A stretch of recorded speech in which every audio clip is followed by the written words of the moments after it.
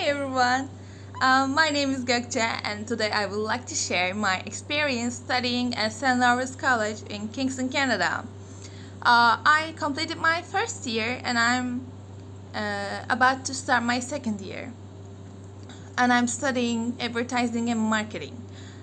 So before I actually went there, I was a little bit scared because it was my first time studying abroad, and also it was my first time being far away from my family and my friends. But once I was there, it wasn't scary anymore. It wasn't that difficult for me to adjust, and it is because the help I got from the college. There are so many services you can use.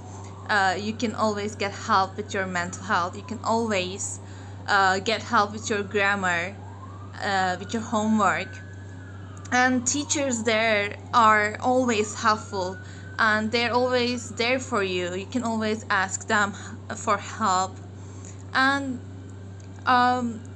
even the staff works there. They're amazing. They're always trying to help students. Also, one of the most interesting things for me was I got to know so many people from different ethnicities and from different cultures, because that is a big deal for me.